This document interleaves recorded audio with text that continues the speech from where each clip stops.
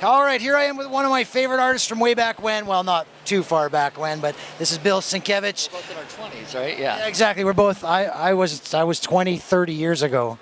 Got me beat. I have no. He's not saying.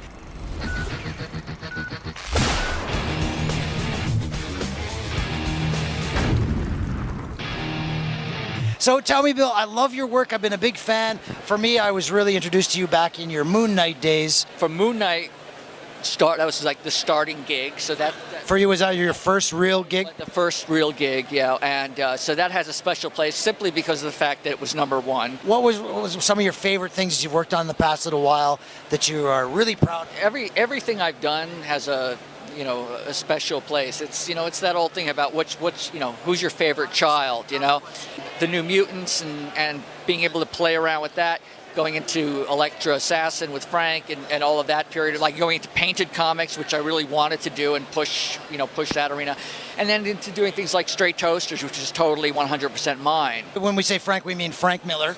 Did you work closely with Frank? Oh, very closely, yeah. When Frank and I worked together, it was no holds barred, we were absolutely having a great time.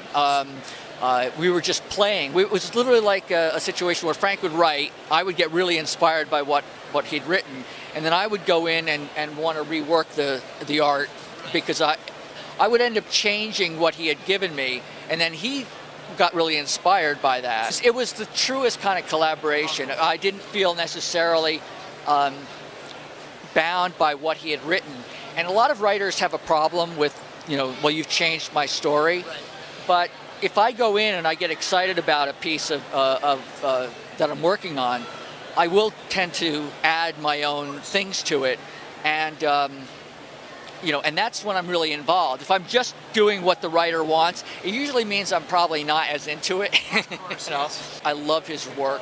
And I've enjoyed doing the covers for the Millar World stuff. In the case of working with Alan Moore, it's just so germane and pristine and absolutely like a clockwork piece of storytelling where any deviation from that will just set the whole thing back off. In the next few months, I'll be starting with Mark Millar.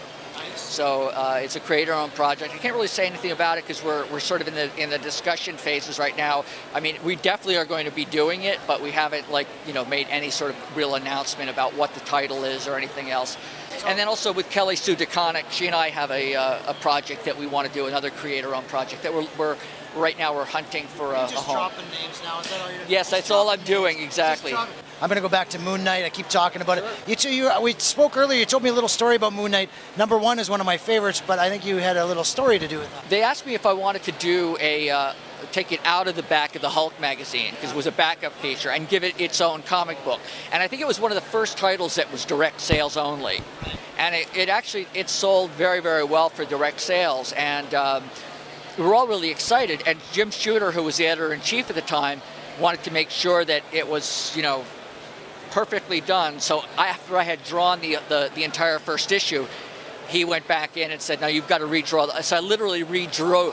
I literally redrew the entire issue, with the exception of maybe 3 or 4 pages that he took pity on me. All I know is it looks like my early stuff, and I just see all of the rawness. I see like stuff I really like about the sort of the kid who did that work, and sort of like the gumption that he had, and other things. I'm like just covering my my face, going, oh, you still do that wrong, And the same with your electric work. Love it all. But thank you for your time, and I really appreciate it. Thank you so much. We're going to keep an eye on what you got coming up, and I can't wait for all your new stuff. Thanks so much. Thank you so much.